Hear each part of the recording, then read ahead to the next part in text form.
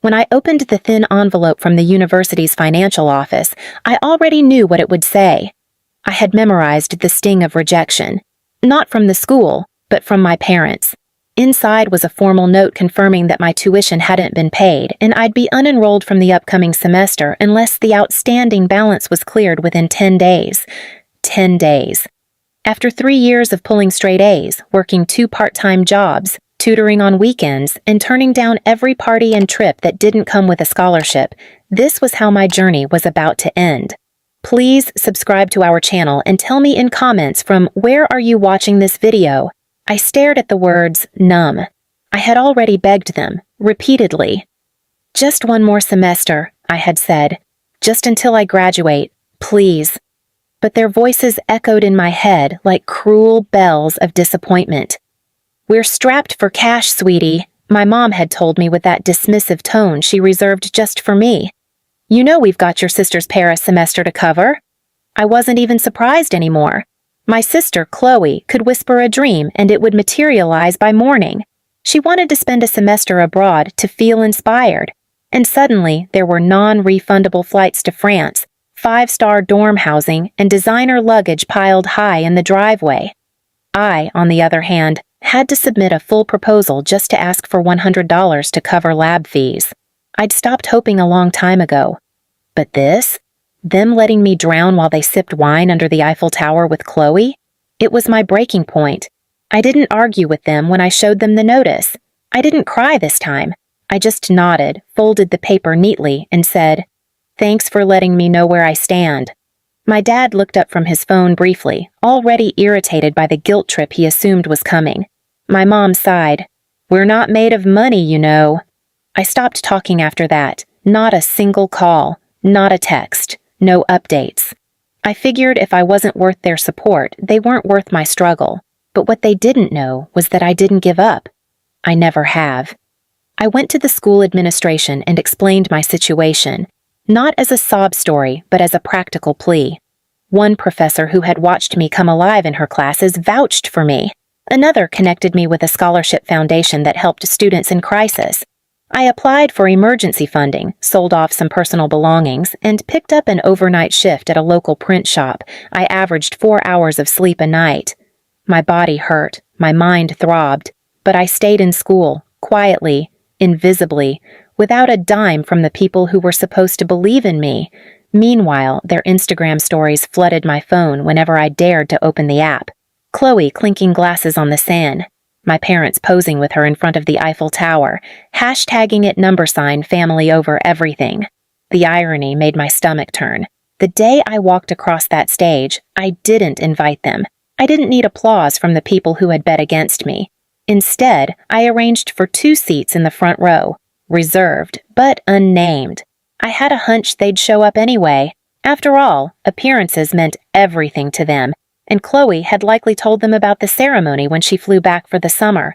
When I stepped out in my cap and gown, top of my class, honored with the department's prestigious award in neuroscience, I scanned the crowd, and I saw them, there, dressed like proud parents, trying to blend in with the crowd they had done nothing to deserve. And that was when the real story began. My heels echoed through the backstage hallway as I waited for my name to be called. The air was tense, thick with nerves from other graduates and the hum of 1,000 whispered conversations from the audience beyond the curtain. But I wasn't nervous. I wasn't even thinking about the stage. I was thinking about those 2 seats in the front row. My parents had indeed shown up.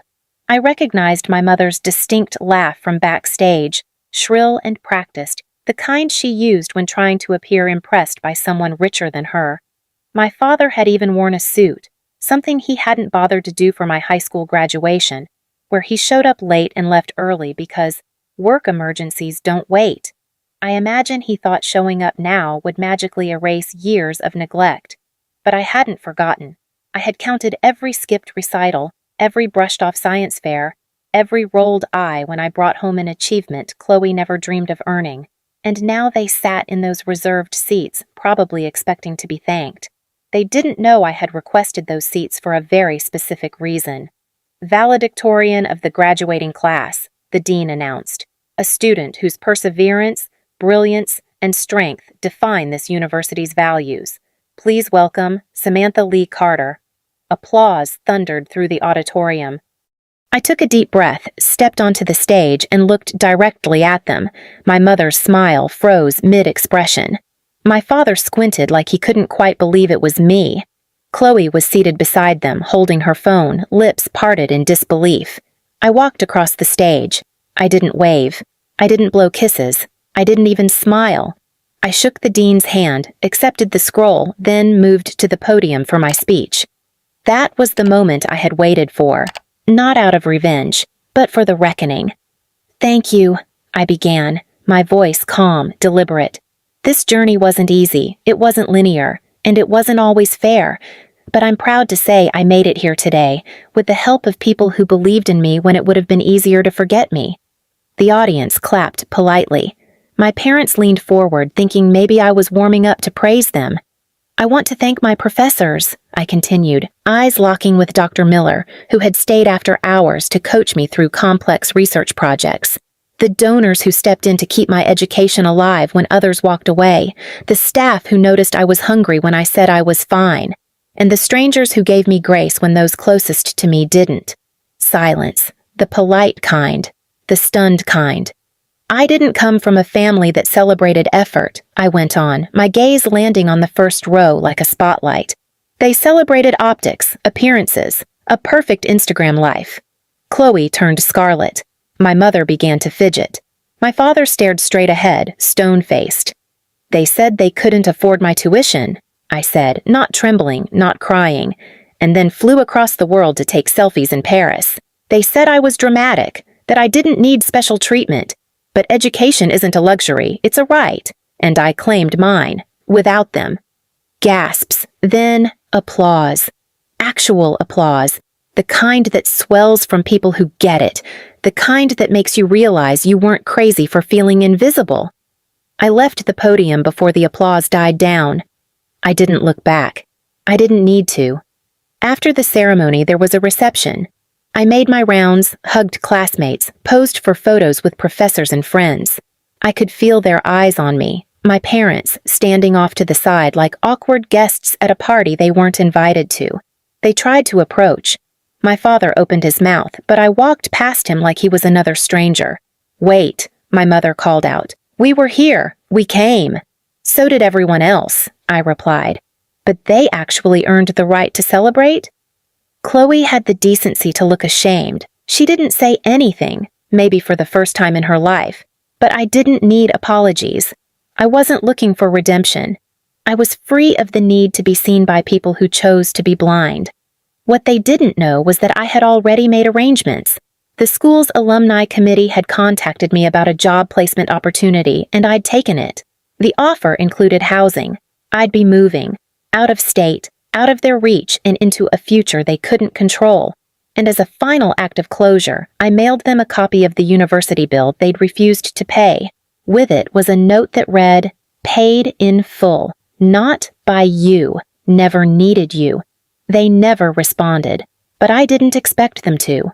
Because silence, just like distance, is sometimes the loudest justice of all. Months passed, and life began to bloom in ways I never imagined. My new role at the Research Institute brought me to a city where people judged me not by my family name or social connections, but by my work, my mind, and my presence.